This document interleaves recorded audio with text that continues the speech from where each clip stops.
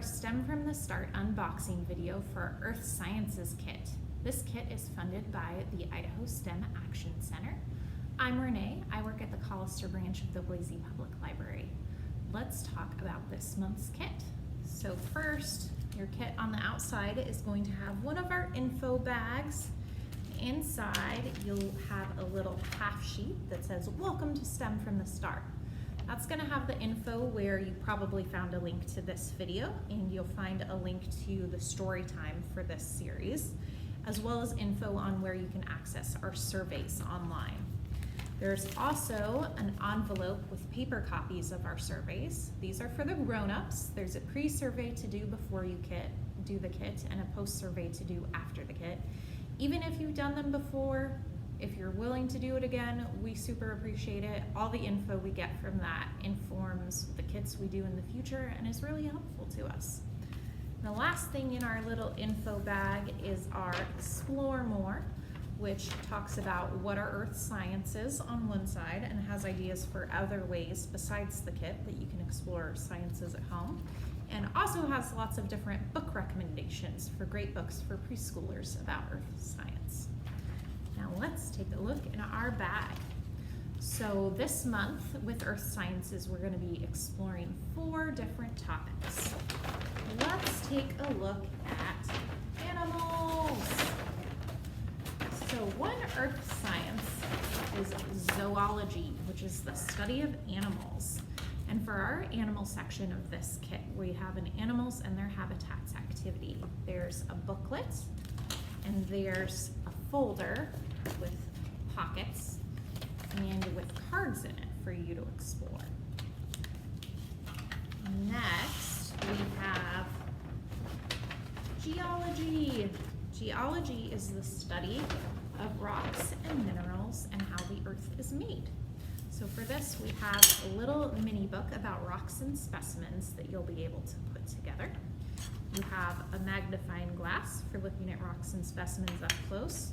And you're gonna have a little baggie that's got about a dozen different rocks and minerals in it for you to take a look with and maybe start your own special rock and mineral collection with. Next, we have a paleontology activity. Paleontology is the study of fossils and of life on ancient Earth. So in this case, we're going to be doing an activity around making your own dinosaur fossils. And you'll have a handout that has info on making your own dinosaur fossils and what fossils are. You'll have some little dinosaurs of your own to make your fossils and play with. And you'll have some salt and flour that you'll need when you make the recipe for your fossils. Fourth activity in this kit is about meteorology, which is the study of Earth's weather. For this activity, you'll be doing a rain in a jar experiment. So you'll have your rain in a jar handout that talks about the science of rain and the precipitation water cycle. And you'll have all the instructions you need to do rain in a jar. So you'll have your cotton balls, your little container of blue food coloring for your rain, a pipette, and a compostable bowl. And now that we've walked through all the components of the kit, I'm going to go ahead and show you how you can actually put these to use and what all the activities look like hands-on and how you can even do them if you don't have the kit, but with materials you have around your house. Let's take a look at our animals and their habitats activity. So for this activity, you have a little book that talks all about the Earth's terrestrial biomes.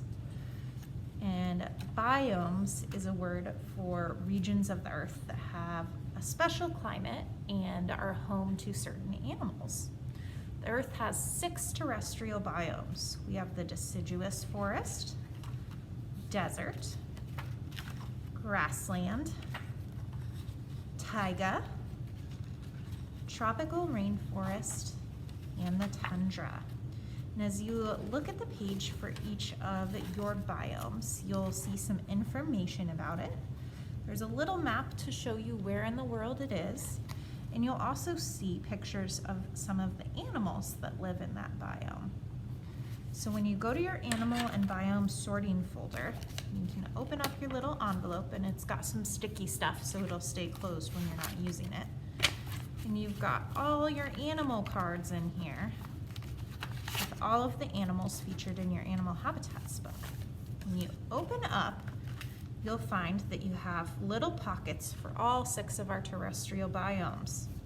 So we're gonna look through our cards and try to figure out which biome these animals go in. The first animal I have is a muskoxen, and as it happens, that animal lives on my last page that I had open in the tundra. So I am gonna stick my muskoxen inside my tundra envelope. Then I'm gonna go through and do the rest. I also have sled dogs right here, which is another animal that lives in the tundra, and caribou, and the snow bunting, an Arctic fox, a polar bear, a snowy owl, an Arctic tern, and then I move on to another animal, which is the goshawk.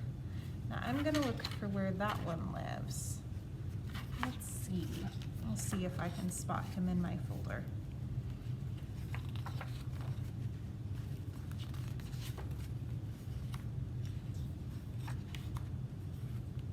Oh, here he is in the deciduous forest.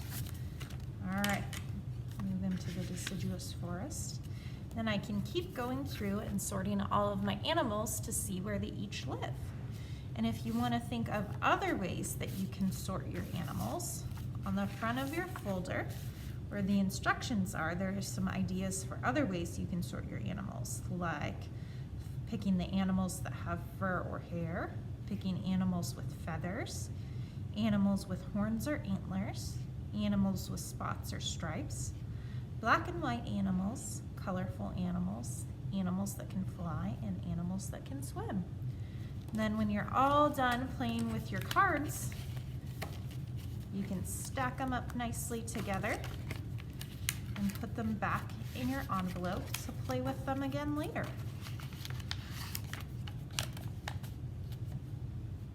Let's take a look at our rock finding activity. So here I've got a copy of my Rocks and Specimens book that I've put together.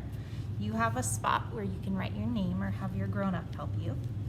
And then when you look through your book, it's going to tell you all about different kinds of minerals and rocks and specimens that you might have in your little bag. So if you find your little cotton bag and open it up, you're going to have about a dozen little different specimens in it that you can look at.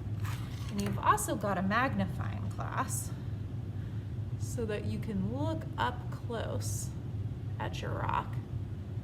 Whoa, there we go. And try to get a better idea of what's going on there. So my rock is sparkly, and it's got a lot of different layers to it. Kind of looks like little crystals to me, and there's many different colors. So I'm gonna look through my book and see if I see any rocks that I think might be similar to mine. Let's see, I don't think it's just a mineral because it's got all kinds of different parts to it. Let's see, it does have different layers, but it also seems like it's made of crystals. It's pretty lightweight and seems like it could be porous. Ooh, but you know what? It does look all folded up like this rock does too. I think my rock is a metamorphic rock. I'm gonna look and see if I have any other kinds of rocks here. Let's see. How about this one? This rock just looks like glass. It's kind of clear. I can almost see through it, which is pretty cool. Here we go. Let's see. Could be a mineral because it's all one structure, but it's not really sharp edged or faceted like a mineral is. But I know there are some rocks, like igneous rocks, that are glass-like. So I think my rock is a glass rock. So you can keep going through all of your rocks and specimens and try to figure out what they are. You could also find some rocks around your house or in your garden or yard or maybe in your neighborhood that you can look at. Just make sure you don't take rocks out of someone's yard or from a park or anywhere. You only want to use rocks that belong to you, though you could take your magnifying glass to the park or the river and look close at some rocks there. Let's learn how to make our own dinosaur fossils. So I've got my instruction sheet in front of me, but this is something really easy to do with things you have at home. You can use little plastic dinosaurs to make them dinosaur fossils, but really any kind of little plastic figurine will work well for this. So I've got a 1/2 cup of salt, a cup of flour, a bowl to mix things in, a spoon for mixing, and 3/4 of a cup of water. I'm probably not going to need all of this water, but it's better to have a little bit extra in case you need it. So let me move my instructions and get my bowl in front of me. I'm going to pour in most of my flour. If you leave yourself a little tiny bit, that will be helpful when you get to the end. And then I'm going to pour in my salt. And use my spoon to get those all mixed together.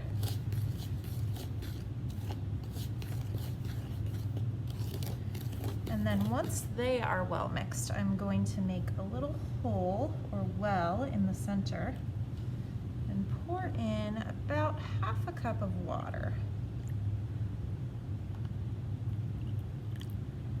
Okay, I'm gonna mix that together.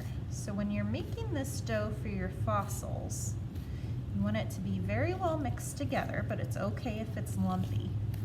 And you don't want it to be sticky. It should be pretty dry to the touch. So as you're mixing it together, it won't really stick to the walls once you've got everything well mixed together.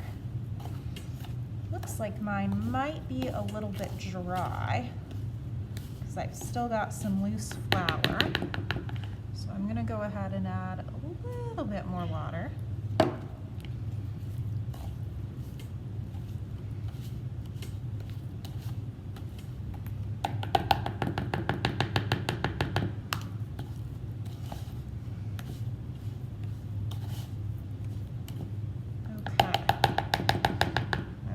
A little loose at the bottom, but I think I've got enough to work with here. So I'm gonna take a hunk and see how sticky it is. It's not too sticky. I can make it into a ball without it sticking all over my hands, so I am pretty happy with this. So I'm gonna take a nice big chunk, like I'm gonna make a big cookie, and roll it into a ball, and then flatten it out. And this is one of those times it's helpful to have a little bit extra flour, because if you want to, you can put it down on your table or your board you're using so that your dough doesn't stick to it. Flatten it out so I've got a nice little disc. And then I'm going to take one of my dinosaurs and I'm going to lightly dust it in my extra flour and press its side into my fossil dough. And as you can see, these dinosaurs are a little bit curved so that their tails and their heads stick out. So when I'm pressing it into my mold, it's helpful to kind of press it back and forth so I get all the parts of my dino. And I'm gonna gently lift him out of there. You can see I've got an indentation. I'm gonna lift this cookie up. Oh no, you can see it kind of stuck. So it got a little unmolded there. That's okay. I'm not going to worry about it because I'm going to reuse this dough to show you the next one. But if it did stay in place, you would set it aside and let it dry. So I'm going to go ahead and roll that back up, flatten it back out. Let me make sure it's not going to stick too much. Then I'm going to get my little dino's feet all floury and make some dino footprints on there. So if you want to, you can bake these in the oven at about 200 degrees for 45 to 60 minutes. But even if you do that, you're still gonna need to let them air dry for a while. I would recommend letting them air dry for like 24 to 48 hours. And when they're all done, they're gonna look like this. So kind of like a really hard sugar cookie. And then you'll be able to see all your indentations that you made. So this one is some tracks that I made. And I also made some dinosaur imprints as well. And then I had some extra dough, so I used my extra dough to make some dinosaur teeth. You can make teeth, bones, whatever you want to with this dough. And then if you want, you can use paint to make the indentations show up better. You can see how the fossil imprint is a lot clearer on this painted one than on the dark one. Another thing you could do is add a little bit of food coloring to your water to change the color of the dough. That'll make it look a little better too. And if you want to, you can even do things like add a little bit of gravel to give your fossils texture, or paint them so that they look more like real dinosaur bones or teeth. Now I'll show you how to do our rain in a jar experiment. So I've got my rain in a jar instruction sheet in front of me, and I'm gonna make sure that I have all my supplies. I've got a compostable bowl and my cotton balls and my little cup with blue food coloring and my pipette. And then I went and got a clear vase that I had in a bowl filled with water. The first thing you need to do is poke some holes in the bottom of your compostable bowl. You might want to have an adult help you with this. A sharp pencil or a pen should be more than enough to poke the holes in it. 5 to 10 holes is a good amount. And then once you have that ready, you're going to open up your cotton balls and go ahead and place them in the bottom of your bowl. We want to create a nice puffy cloud in our bowl, so we want to make sure there's not too many gaps. So you can put them together a little bit tightly if you want to.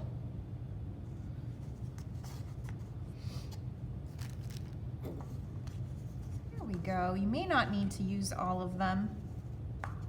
Perfect. Then I'm gonna set that on top of my vase. I'm gonna take my bowl of water and add my blue food coloring into it. So I have some rainwater, and then you can stir it up with your pipette. Then I'm going to bring my vase back in front of me. Make sure it's on there nice and stable. I'm gonna suck up some water with my pipette by squeezing the end of it, bring it over top of my bowl, and start seeding my clouds with rain. So my rain cloud is attracting a lot of water, but my cloud is very, very dense, so it might take a while before I have enough water in my cloud for the water to get very heavy and fall through my cloud to the ground. So keep piping, piping, piping. This might take you a couple of minutes before you start to see rain.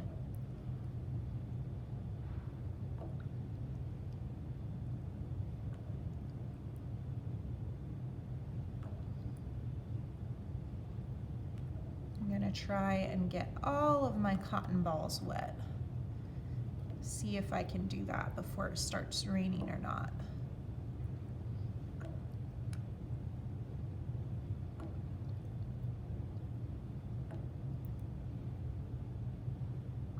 And if you have 1 to 2 cups of water in your bowl, that should be plenty to get your rain started. But if you need to, you can always go refill your bowl with some extra water. All right, some of my clouds are starting to get very full of water.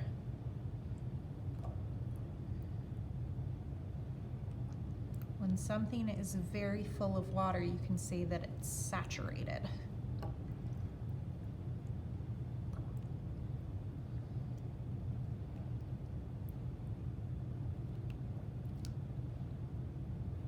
almost all of my cotton balls wet now.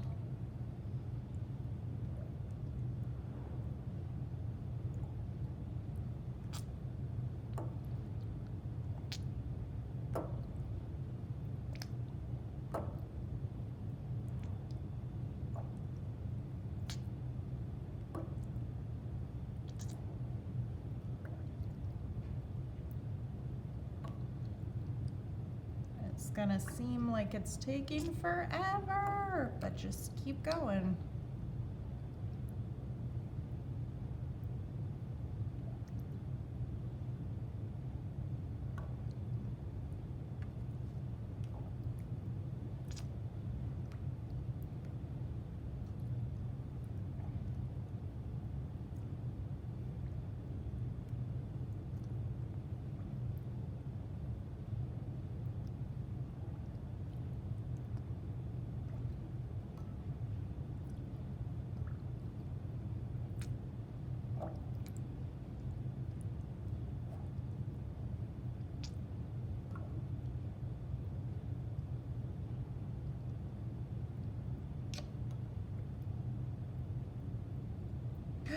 Oh, it's raining. It started all of a sudden to rain inside my vase.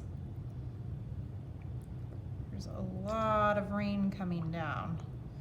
I'm gonna keep piping just because it's fun, but at this point my clouds are so heavily saturated, the water that's falling is gonna start pulling the extra water down with it that's already inside.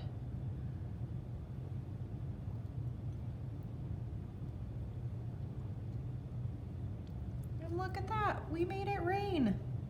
So cool. And your instruction sheet on the side that talks about the science of rain also has a suggestion for a couple of other experiments you can do for rain cloud fun if you want to. Thanks for joining me for this month's unboxing video. Our last kit will be taking place in April. Registration will start on the 5th and it will be all about magnets. Thank you again to all of our participants and to the Idaho STEM Action Center for funding this. Have a great day.